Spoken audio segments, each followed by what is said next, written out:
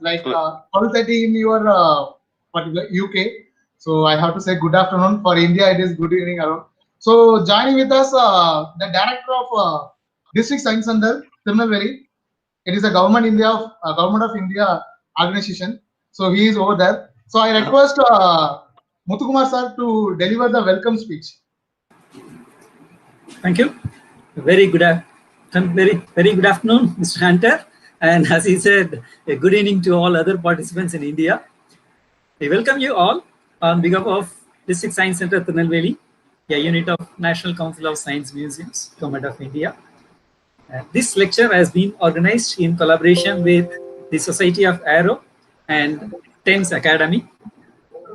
So, first of all, I would like to welcome the founder and president of Society of Aero, Mark Kishan, who is behind this overall coordination. Welcome you, Mr. Kishan.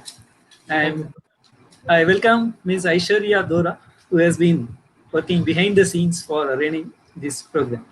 So welcome, Ms. Aishwarya.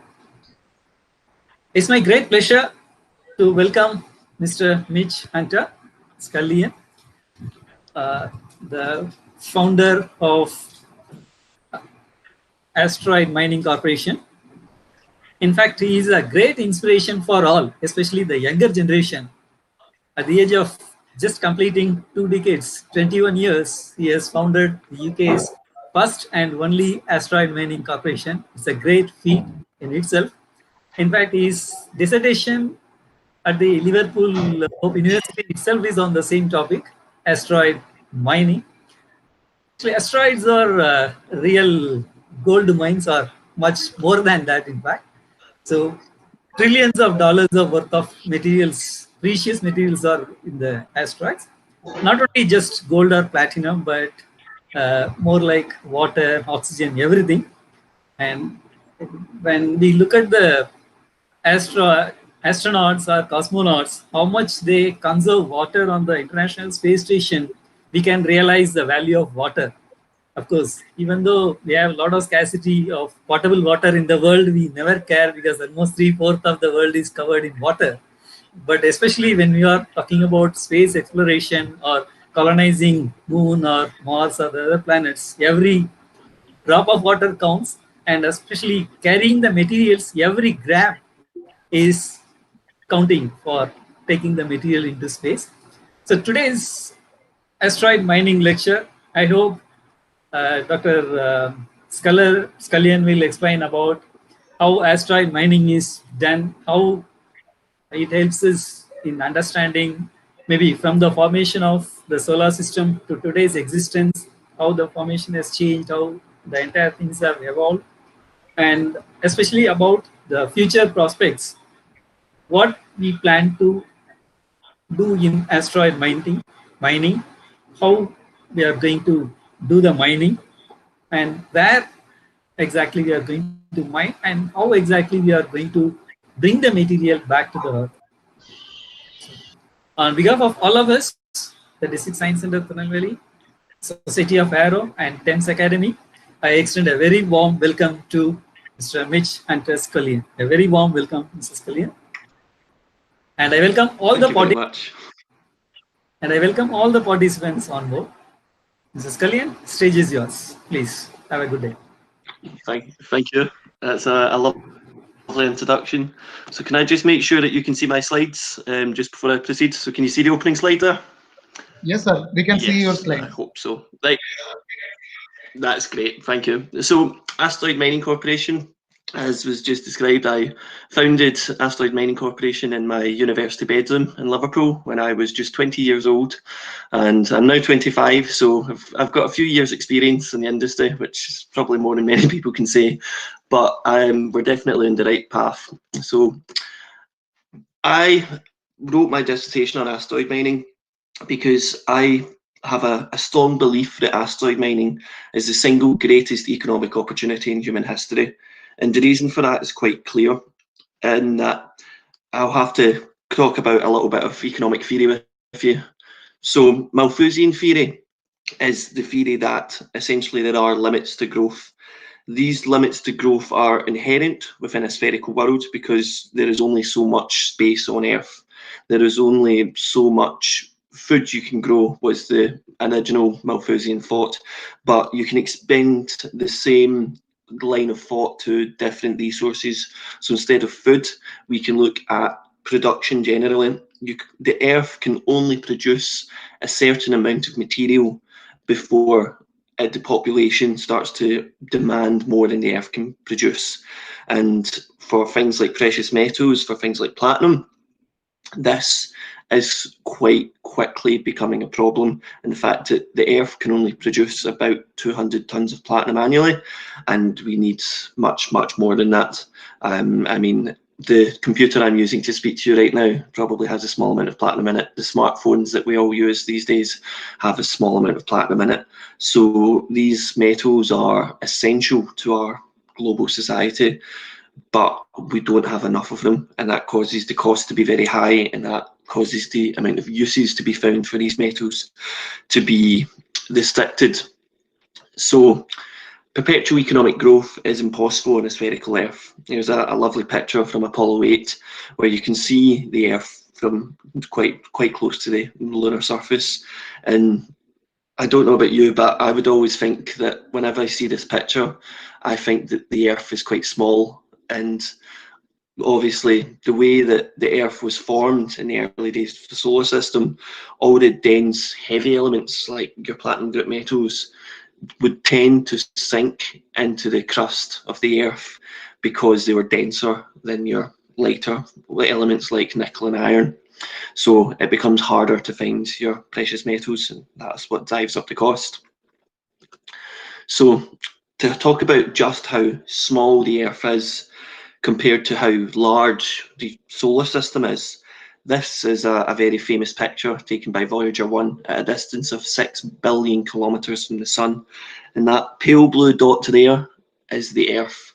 And obviously the Earth is the only place humans have ever lived, with the sort of minor exception of the International Space Station and the Apollo probe missions.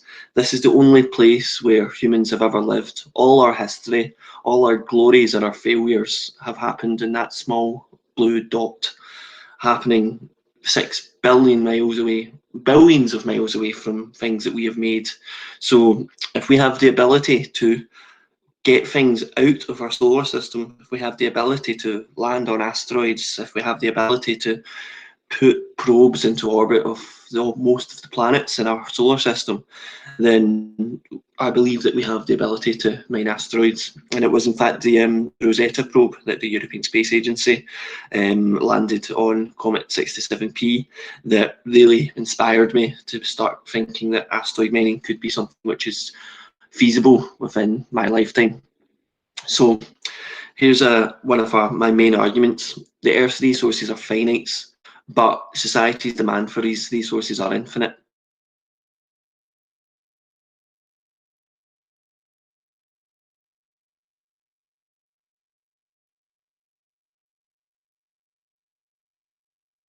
So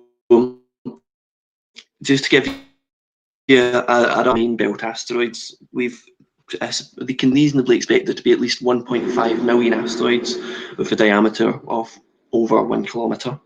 So that is in the main belt. These are your asteroids which are out past the orbit of Mars, but mostly before Jupiter.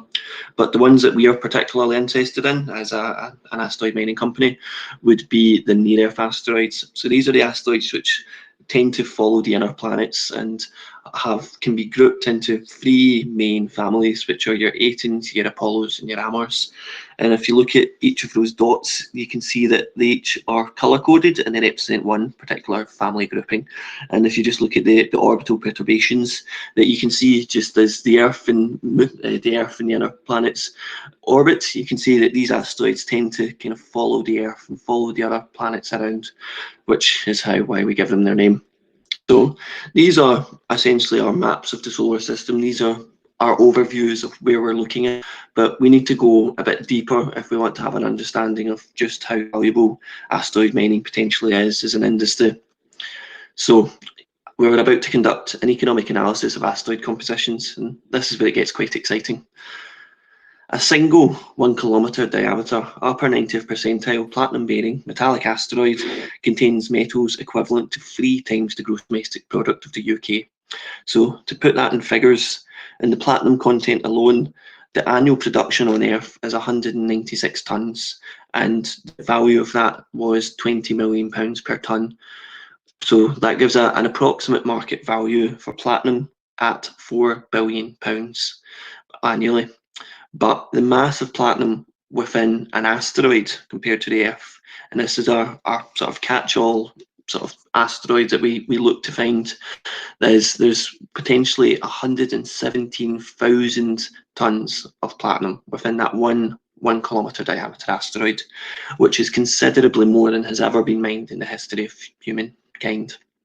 And the embedded value for that platinum in that asteroid is £2,355,210,000,000, which is roughly equivalent to the gross domestic product of the UK. And that is platinum alone. You also have palladium, iridium, rhodium, osmium, ruthenium, and even some gold.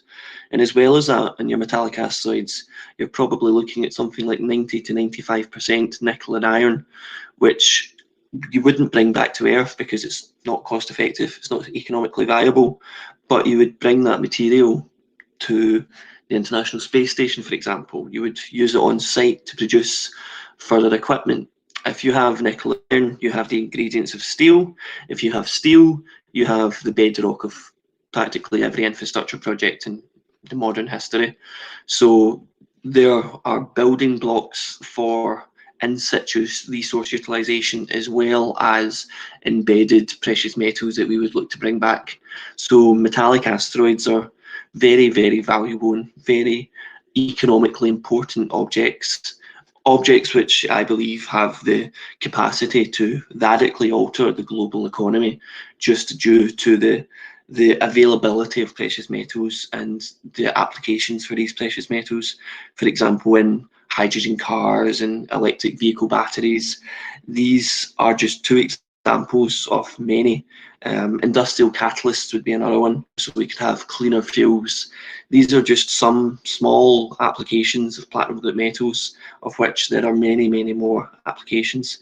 So it's possible to imagine that we can find even more applications with more access to these metals, because the cost at £20 million per tonne has just made it too high for us to be able to experiment properly with these metals. It's been a long time since anyone's just taken a lump of platinum and had an experimental play about with it. And I should say as well that these figures do not just come from nowhere.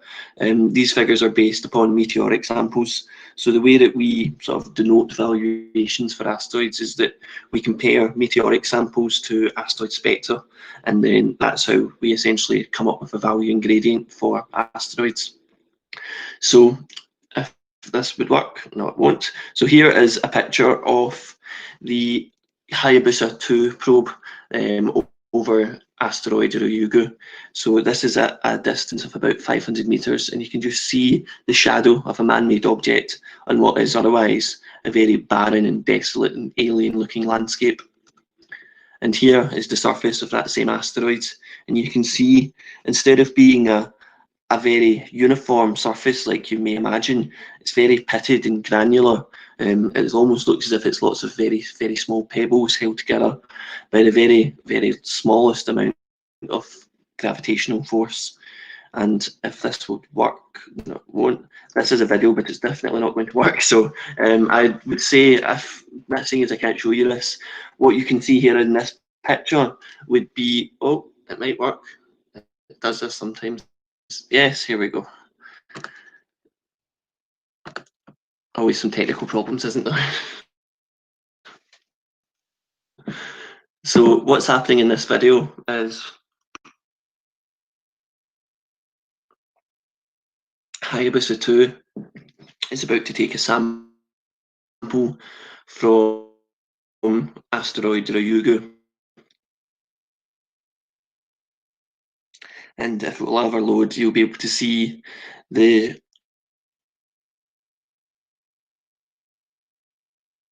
spacecraft coming and then to safe distance.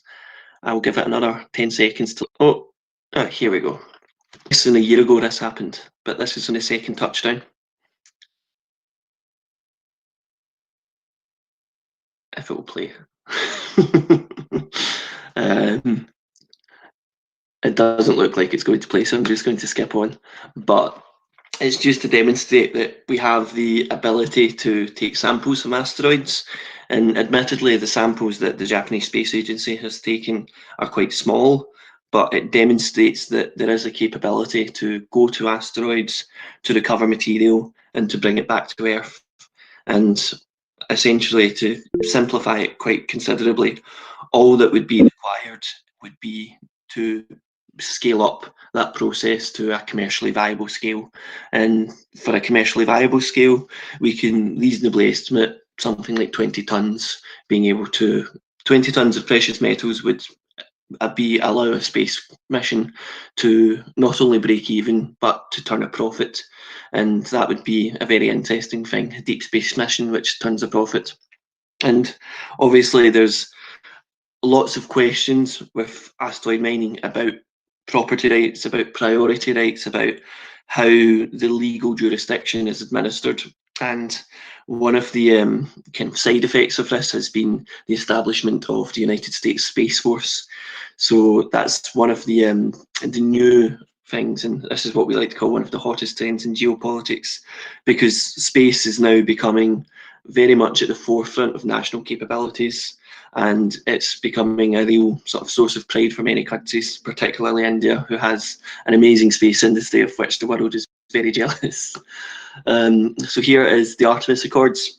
This is a very, very new piece of legislation that the United States has promoted, and in the opinions of the space mining industry, this is the single biggest recognition of property rights in the history of outer space, because it allows the US-based operators, NASA and Space Force, amongst others, to now essentially regulate in favour of space resources. It allows US companies to utilise space resources, and it also looks for US allies. Excuse me, the screen was very much blurred. I think the video or slide which you are showing, that is not able to visualize, I think. Is that better? Can you see this one now? Right. Is that okay? Right. So that's the Artemis Accords, and this is another area of the space law behind the sorry, thrown off. Another area of the space law behind space mining comes internationally from the Hague International Space Resources Governance Working Group, who's developed the building blocks for the development of an international framework in space resource activities, which is one of the guiding documents that we use as a company. And this was spearheaded by the University of Leiden. So we are coming to a general consensus that asteroid mining is legal.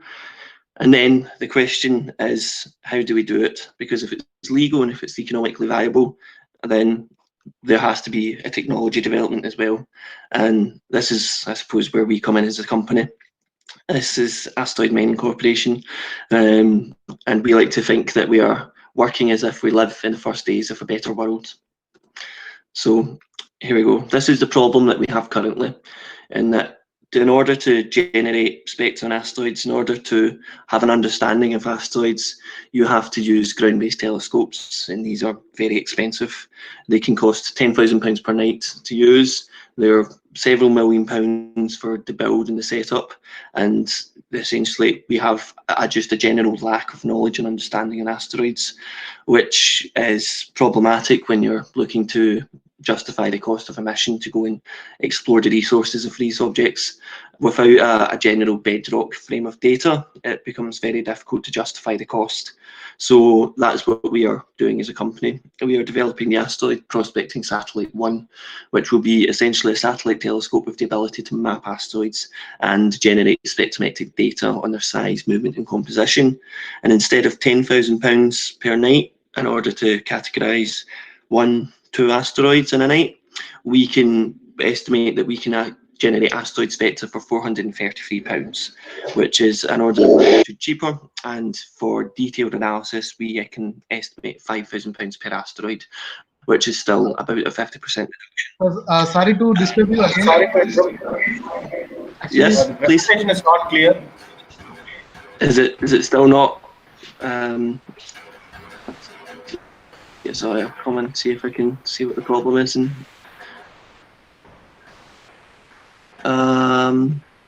Right. So is that clear now? No. Can yes, you see the it's screen? not clear. Sorry, I'm not used to Google Meets. How's that? Is that You okay? better close the presentation and again Right. you can come back. I thought that will be. You need to close the share. Again, you come back. That will be fine. I feel. Okay, hold on. Let me just close this tab, and I'll come back in and share it once more and see if that fixes it better. Sorry, 2 seconds. It's always technical problems, isn't there? Here we go. Share. Let's just see if this. So how's that? Is that any better?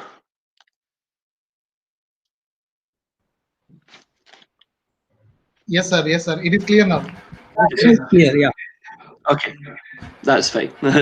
So this is essentially a three-phased approach to exploring asteroids and recovering material from asteroids.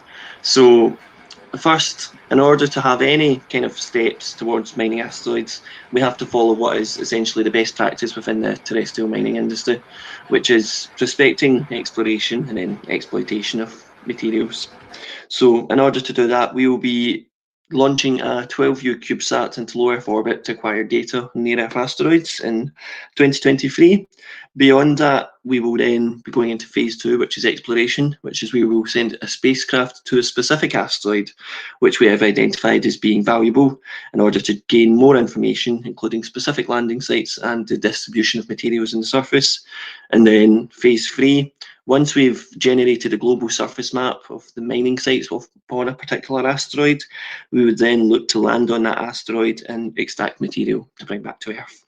And obviously what we're looking for is precious metals, platinum in particular. So this video might work, it probably won't. I'm not even going to mess about with videos because, oh, actually, hold on. I'll leave this for a second because this is only about 10 seconds long, but it should hopefully work. I say it with bated breath.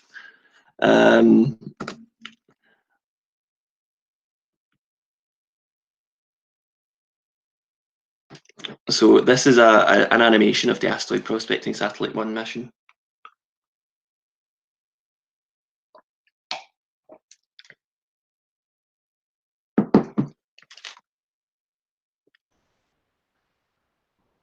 If it ever loads.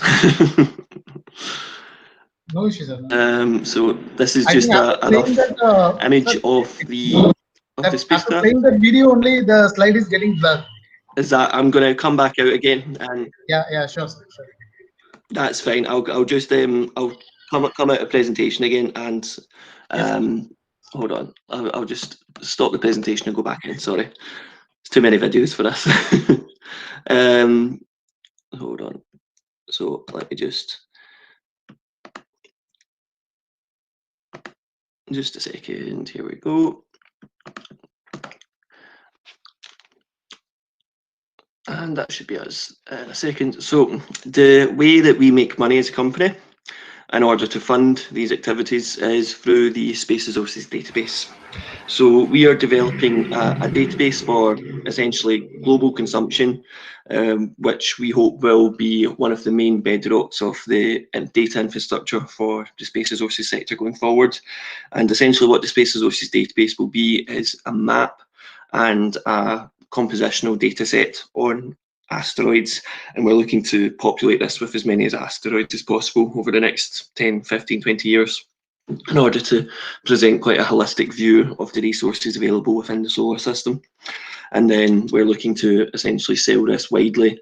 We're not looking to keep it secret and keep all the best asteroids for ourselves, because there are so many that we would want to promote the development of the space resources sector globally. And then obviously, as part of this, the services that we offer are access to mapped asteroids, data on asteroids for economic modelling and mission launch planning, exploration data on resource material and analysis on asteroids, and then movement schedules and material compositions on asteroids as well. So that's the presentation. What we like to say at Asteroid Mining Corporation is that we imagine the future and then we start to build it. Thank you very much for your time. So it is a new concept. I'm happy to take any questions as well. So I request the participant in the chat box. So if you have any queries, we can ask to Mitch Hunter. One participant I have requested to explain the phase 1 again. The slide which you have explained, phase Yes, 1. certainly. It was during a slide that was blurred. So he's asked to explain that. Oh, sorry. Okay, so phase 1 is the Asteroid Prospecting Satellite 1. So essentially what the Asteroid Prospecting Satellite 1 will do, will go up into a low Earth orbit and will essentially just look out at into the solar system. It will essentially look at which asteroids are viable candidates for mining. It will look at their spin rotation, it will look at their orbits, and it will look at their compositions as well. And by combining all these data sets, we can essentially understand which asteroids would be viable candidates to mine, and then beyond that, which asteroids we can hope to potentially mine within the next 15-20 years. But without having a spacecraft, we would have to do this on the ground, and obviously in the ground it's very expensive and it's quite challenging to be able to, obviously because we have night and day on Earth. In space it's 24/7 night, so it allows you to have a much longer observation schedule and allows you to take more advantage of the time available. So by having a spacecraft in orbit looking out into the solar system and scanning for asteroids, then that will allow us to start populating a database for essentially future mining operations and future exploration operations. Okay, sir. One question from participant. He's asking, are you planning to build your own rocket? Definitely not. They're too expensive. I think that at the minute we're launch agnostic, but we're sort of very much open to launching on whoever's going up at a time that suits us. So we're very interested of exploring any launch opportunities. Cost is always the main factor. So I know India does some very cheap access to space. Okay. So hopefully it might even launch an ISRO rocket. Okay, sir. Okay. One question from participant: is there any contribution of your organization in any other projects? No, so we're not. We don't have any affiliation with NASA or anything yet. We're very much commercially focused, but we are looking towards the future in order to sort of potentially put instruments on future missions to asteroids. But that's quite far into the future. We're probably looking at least 5 years into the future before we're planning anything like that. Okay. So, do you publish any article, research article? One question from participant. Yes, so I publish. So I'm currently writing a book on the economics of asteroid mining that I should hopefully have finished by the end of the year. It might take a bit longer than that because it's turning out to be quite a challenging thing to write about. But towards the end of the year, hopefully the beginning of next year, I should be looking to have that published. And beyond that, I'm in the process of helping to set up a think tank, a non-governmental organisation called the Space Resources, or the Global Space Resources Development Council, which is looking to essentially be a forum for sort of a focal point for the space resources sector in order for sort of governments and the media, journalists and investors to understand what's happening within the industry, and for the space resources industry to essentially advocate in behalf of a sustainable space resources sector. So we are sort of going to use that as a bit of a platform as well going forward. Okay. So, what is the payload used to detect asteroids for your Scullion CubeSat? What are the payloads? So our payload is proprietary. It's very small though. It probably comes to about 8 kilograms in total, and essentially it's a very, very small space telescope, just to kind of simplify it. Okay. So what kind of materials we can get from asteroids? One of the questions from participants. Simply put, almost everything that you can find on Earth, you can find on asteroids, but you probably won't find it on the same asteroid, because you've got your three main classifications of asteroids. You've got your C-type asteroids, which are your carbonaceous asteroids. You've got your S-type, which are silicaceous asteroids, and then you've got your M-type, which are metallic asteroids. And each of these asteroids are different in their composition, they're different in the material that they're made up of, and that in turn leads there to be different qualities and quantities of material. So on a carbonaceous asteroid, you'll find water, but you might not find nickel or iron or platinum, for example. So it goes to, essentially, it's quite a varied mix, which is why the prospecting phase is so important in order to have quite a deep understanding of what asteroids are there. Okay. From Prabhu, he's asking that space dust also contains precious elements. He's asking as a question whether the space dust is also having precious elements. Sorry, what was that? Space dust. Could you Space dust is also having precious elements. Yeah, I mean, so space dust will contain very small trace elements of essentially the early dust of the solar system. The way that asteroids formed is essentially sort of in the very early days of the solar system, the very formation days. The dust all accumulated into material. So there's quite a sort of a breadth of material available throughout the asteroids. Okay. One question is like when we destroy any asteroid, the left out material, whether it is harmful. Well, with regards to potential negative impacts of space mining, I would always say that obviously space mining is going to be done on an asteroid. It's going to be done probably 7 million miles away from Earth. So the environmental protections required are not quite of the same magnitude as would be required for Earth. So you can look at, for example, obviously we would be sort of very responsible and we'd be licensed, so we would have to fulfill certain license obligations. We'd have to conduct sort of decommissioning of our sites.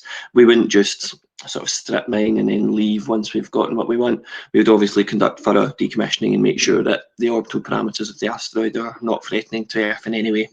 But with regards to the environment of the asteroid itself, it's a very, very sort of open slate for economic exploitation. Okay.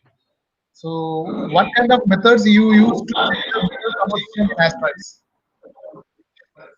Sorry, could you repeat that question? You crackled a wee bit there. Which kind of methods you use to check metal compositions in asteroids? Yes. So the way that we do that is essentially primarily through remote sensing. So by looking at the spectra, we can identify particular materials at particular wavelengths, and because every chemical element has its own signature in the wavelength, then we can essentially detect particular materials and particular asteroids. So that's how we kind of narrow down the search. But once we've narrowed down that search to a certain point, we still need to go to the asteroid and essentially drill into the asteroid in order to prove whether or not that material is uniform throughout the asteroid, or whether or not it is just sort of on the surface as dust. So we would then want to essentially conduct a ground-based sample on the asteroid in order to identify whether or not these resources are available uniformly throughout the asteroid. Okay. And that involves drills, heavy machinery. Okay. This is $1 trillion industry. How the $1 trillion industry is going to extract? So I think at the minute there's perhaps a misconception about space mining and that it's $1 trillion industry. I think that it will become $1 trillion industry in time, but it will take it'll probably take about 5 to 10 years for it to become sort of the value expected. There's quite a long build up in capability that's been compared to biotech, for example, where developing vaccines can take sort of 10 years in order to develop new vaccines and new pharmaceuticals.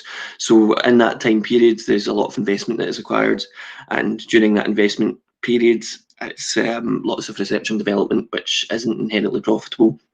It's only when we actually have the capability to, one, have the space resources database, and then two, send spacecraft up to asteroids, then we can essentially look to recover material.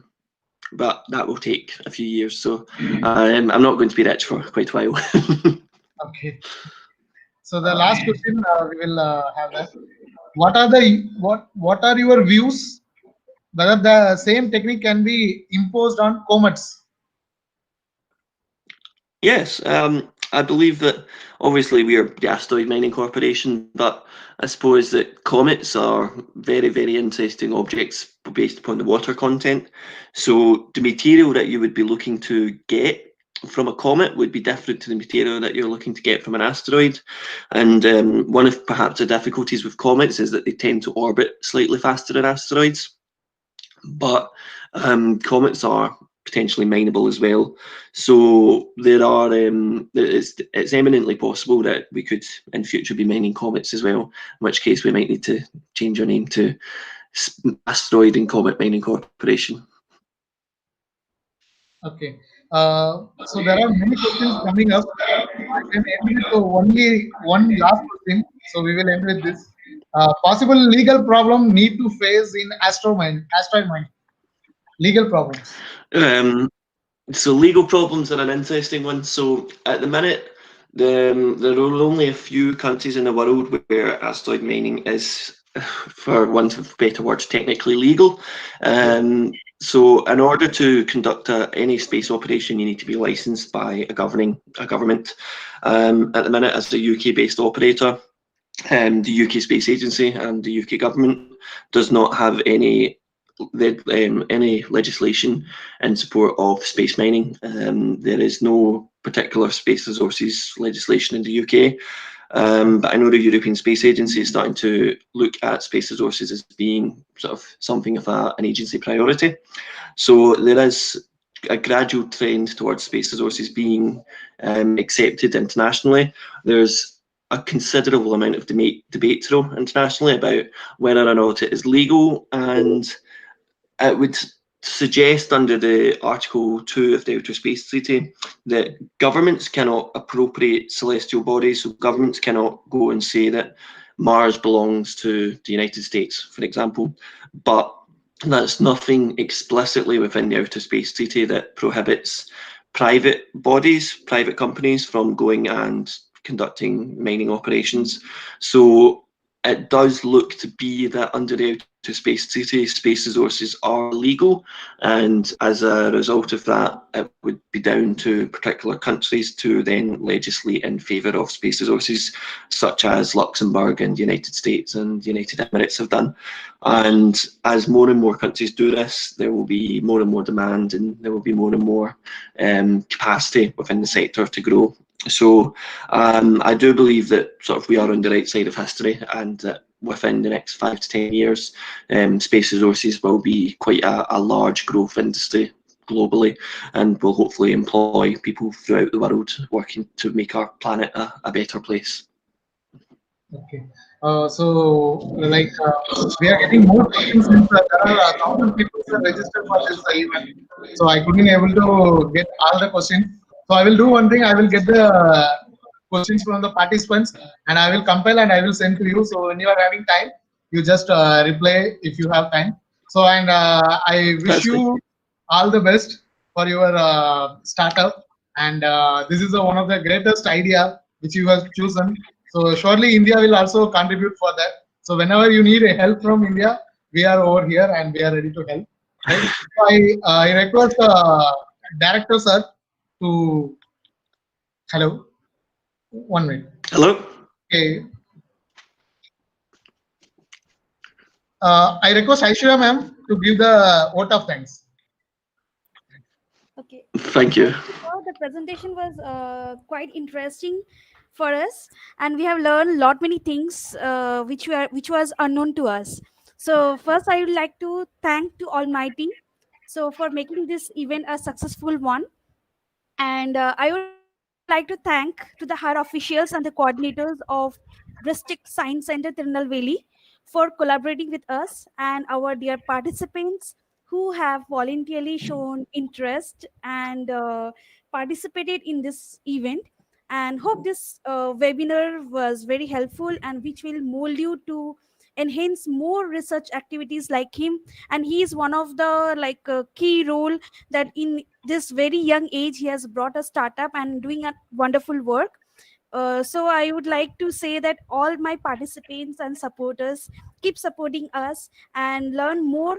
Stay home, stay safe, and upcoming we are bringing more webinars like this. Thank you so much, sir. Thank you, sir. Thank you. So I will share the participation procedure, participation certificate procedure. So, Mitch sir, you can stay over if you want to look into that. Otherwise, we can end the session. I'm fortunate I have to leave now, but thank you very much for having me. It's been Yes, an sir. absolute pleasure. Sure, sir. Sure. Thank you. Thank you. Thank you.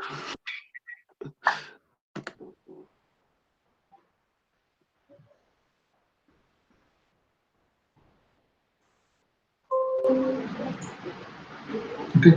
So I request the participants, we will be sending you the link for the academy.wingsofarrow.in for participation certificate. So all you have to do is go to academy.wingsofarrow.in. You have to register yourself, and there will be a course or lecture called Asteroid Materials and Mining. So from there you can download the certificate. There will be a discussion forum. So whatever the doubts you are having, you can ask over there. Apart from that, there will be a lecture feedback. I request all the participants to give the lecture feedback, and you can download the certificate right now from our platform. Okay. So the mail will be also sent to you about the detail of how to download. So it can be downloaded for next 5 days. So with this, we can end the session. And I would like to thank Director of District Science Center, Tirunelveli, for collaborating with us. Thank you, sir. And Lenin, sir, I also have to extend my thanks to Lenin, sir, for cooperating with us and finalizing the collaboration. Thank you for doing such a great thing. And we expect the same from District Center in future events also. Thank you, sir. Thank you very much. And I finally thank participants and Aishwarya ma'am to coordinate over this. Thank you.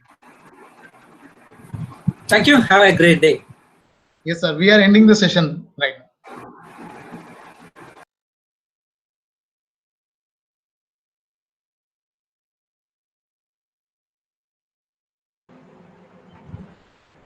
Thank you, sir. Thank you. Thank you so much. Thank you, sir. We have ended. Yes, sir. Okay, sir. Thank you.